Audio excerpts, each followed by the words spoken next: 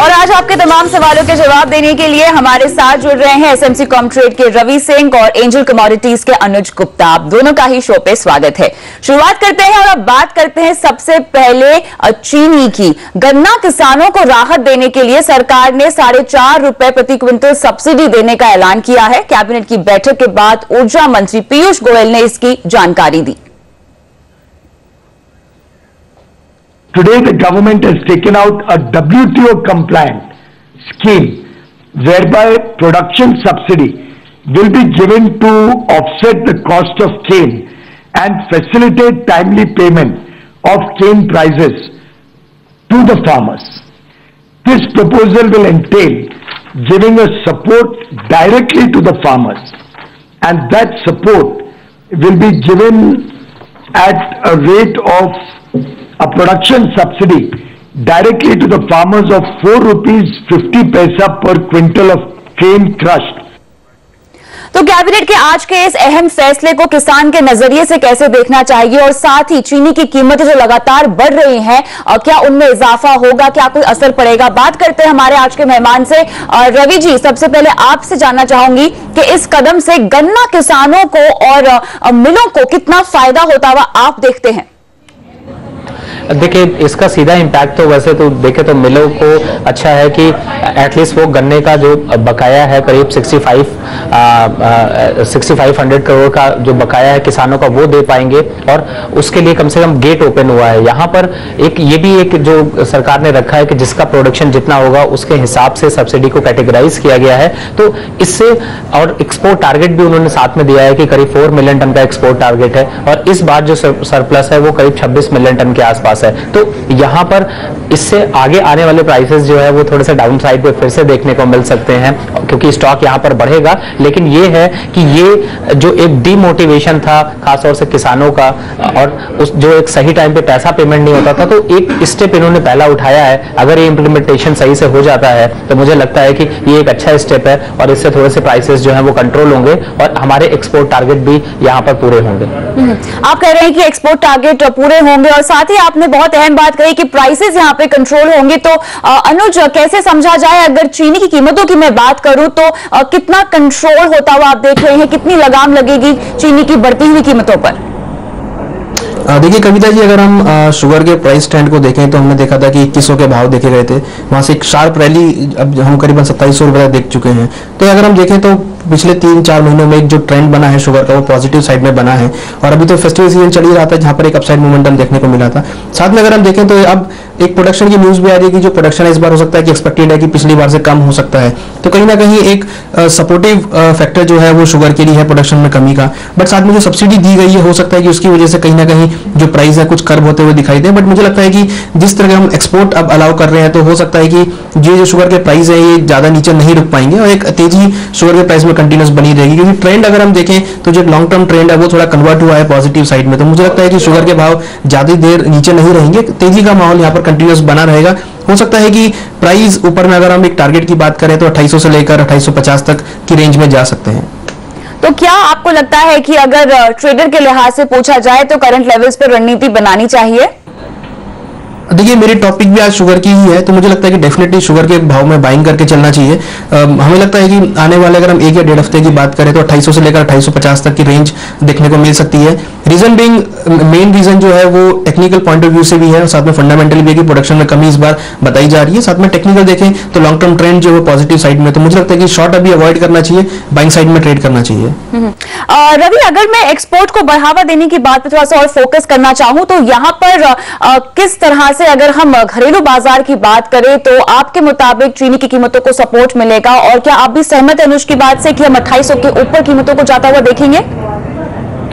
देखिए कविता जी, मोमेंटम जो अभी बना हुआ है वो एक मोमेंटम बना हुआ था इस असमंजस में कि ये प्रॉब्लम सॉल्व नहीं हो रहा था और शुगर केन के ज्यादातर जो व्यापारी थे वो गुड़ की तरफ शिफ्ट हो रहे थे। और अभी तो अब क्या है कि अगर शुगर केन के प्राइसेस सही मिलते हैं और साथ में गवर्नमेंट सब्सिडी देती है तो उससे स्टॉक बढ़ेगा। जहां तक मेरा मानना है कि 1 साल का अगर प्रोडक्शन देखें तो करीब 241 से 42 मिलियन टन का होता है, लेकिन हमारा यूज जो होता है वो सिर्फ 235 मिलियन टन होता है। तो अगर स्टॉक बढ़ेगा तो लॉन्ग टर्म पे प्राइसेस जो है वो कंट्रोल होंगे और प्राइसेस और नीचे जाएंगे। हाँ, एक्सपोर्ट अगर करते हैं तो एक्सपोर्ट से भी जो मिलर को एक टारगेट दिया गया उसको अगर एक्सपोर्ट करते हैं तो उससे उनका मुनाफा बढ़ेगा। तो ऑब्वियसली कि उससे कम प्राइसेस पे डोमेस्टिक सप्लाई यहां पर बढ़ेगी तो उससे प्राइस जो है वो डाउन साइड जाएंगे। अब टोटली अगर आप देखें तो इसका एक लॉन्ग टर्म इंपैक्ट जो है वो मुझे लगता है कि मंदी के साइड में रहेगा। और शुगर के प्राइसेस जो इतनी तेजी से बढ़ गए, जिस तरीके से अभी आप टमाटर बोल रही थी, शायद टमाटर की तरह शुगर के भाव इतनी तेजी से नहीं देखने को मिलेंगे, वापस एक रेगुलेट होता हुआ नजर आएगा और प्राइस थोड़े से अंडर कंट्रोल रहेंगे। तो फिजल आउट होने वाला वो लेवल कौन सा है, कहां तक हम तेजी देखेंगे और उसके बाद आपको लगता है कि एक मंदी या कंसोलिडेशन के मोड में आ जाएगी चीनी?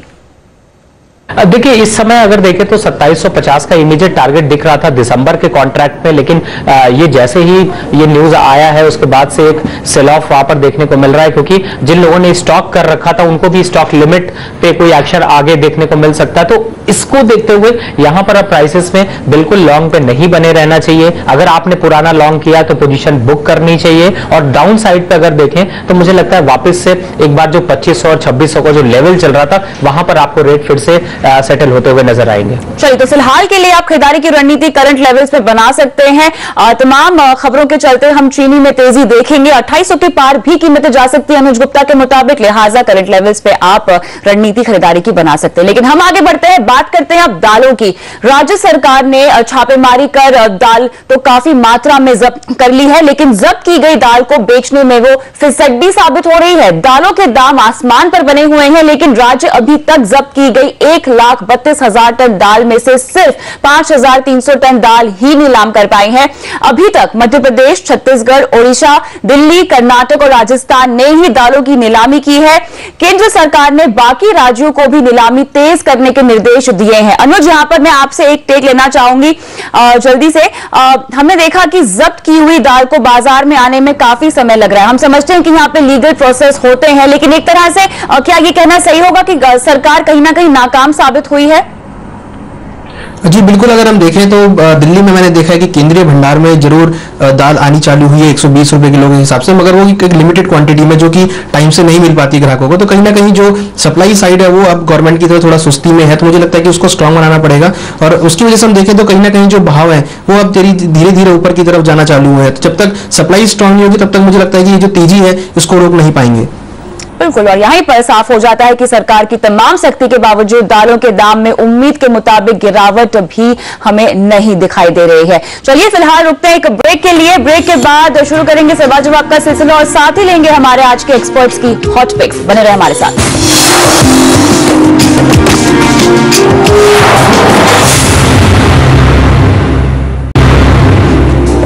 कमोडिटी कॉल में अब देखते हैं हमारे आज के एक्सपर्ट्स की हॉट पिक्स क्या है। सबसे पहले रवि जी, आपकी हॉट पिक्स क्या है आज के लिए?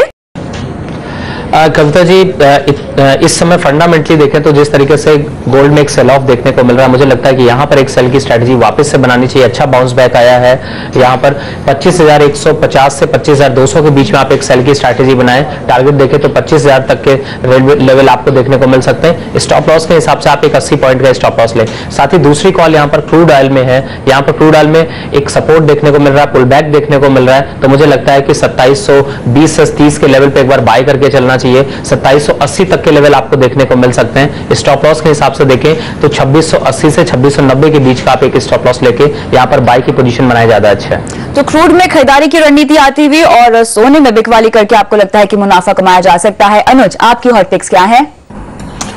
हमारी हॉट पिक में पहली पिक स्पाइसेस में, जहां हमने जीरा रिकमेंड किया है। टेक्निकल काफी अच्छा ब्रेकआउट यहाँ देखने को मिला है, तो मुझे लगता है कि पोजीशनल तौर पर जीरा में बाय रिकमेंड कर सकते हैं। तो करीबन 15,650-700 के बीच बाय इनिशिएट कर सकते हैं। स्टॉप लॉस करीबन 15,400 का रहेगा। टारगेट हमें लगता है करीबन 16,200 तक देखने को मिल सकता है। साथ में शुगर, जैसे हमने डिस्कस किया, तो मुझे लगता है कि टेक्निकल पॉइंट ऑफ व्यू से शुगर के अंदर बाय इनिशिएट की जा सकती है करीबन 2690 के आसपास।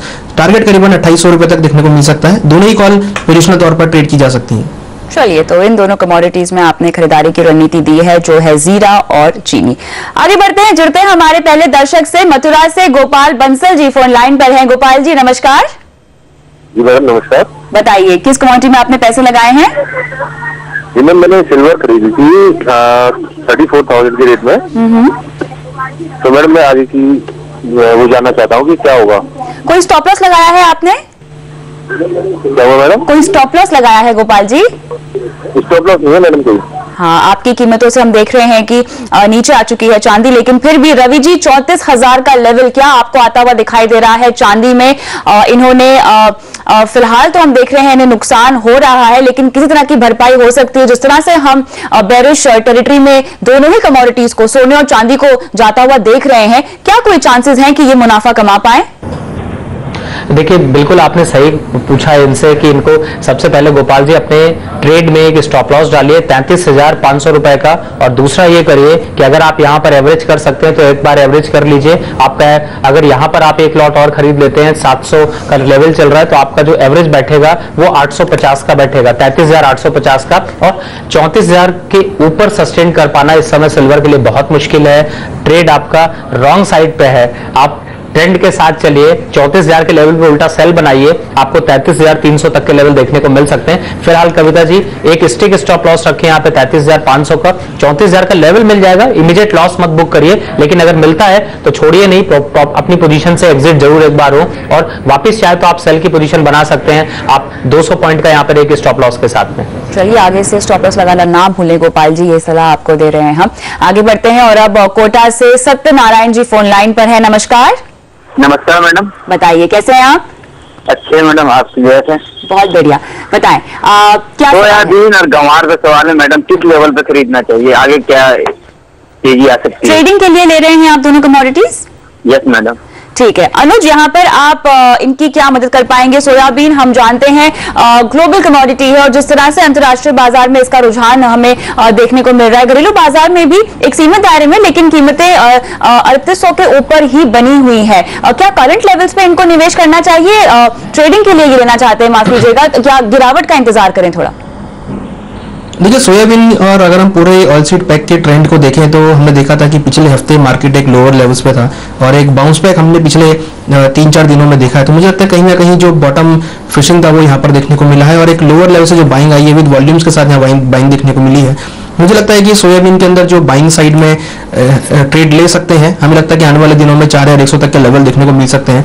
हालांकि इंदौर की अगर बात करें तो वहाँ पर स्विंग स्टार्ट हुई है, बट उस लेवल पर स्टार्ट नहीं हो पाई है जिस लेवल पर होनी चाहिए थी, तो कहीं ना कहीं उसका प्रेशर प्राइस में यहाँ देखने को मिलेगा, और मुझे लगता है कि सोयाबीन के भाव में आने वाले दिनों में तेजी देखने को मिलेगी।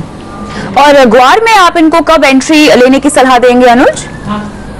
देखिए, ग्वार में अगर देखें तो एक रेंज कंटिन्यूस बनी हुई है, नीचे में अगर देखें तो करीबन 3,500, ऊपर में करीबन 4,000, इस रेंज में कंटिन्यूस ग्वार के भाव घूम रहे हैं। मुझे लगता है कि लोअर लेवल में बाइंग इनिशिएट करना अच्छा रहेगा, क्योंकि ये लेवल्स बिकवाली के लिए मुझे लगता है कि सही नहीं है। तो अगर प्राइस थोड़ा सा नीचे आते हैं करीबन 3,600 के आसपास, तो बाइंग इनिशिएट कर सकते हैं। ऊपर मुझे लगता है कि 3,800, 3,900 तक एक short term trading point of view से ट्रेड की जा सकती है। चलिए, तो छोटी अवधि के लिए आप ट्रेडिंग की रणनीति बना सकते हैं, लेकिन दोनों कमोडिटीज में स्टॉप लॉस जरूर लगाइएगा।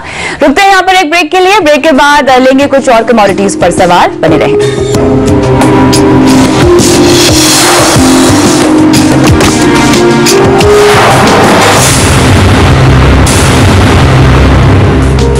आगे बढ़ते हैं, जुड़ते हैं अगले दर्शक से। कोलकाता से दिलीप हमारे साथ फोन लाइन पर है। नमस्कार दिलीप जी, सवाल पूछिए। दिलीप जी, आपको मेरी आवाज आ रही है? यहाँ लगता है संपर्क नहीं हो पा रहा है, लेकिन आगे बढ़ते हैं और जुड़ते हैं अगले दर्शक से। सुरेंद्र जयपुर से फोन लाइन पर है। नमस्कार सुरेंद्र जी, आपको मेरी आवाज आ रही है?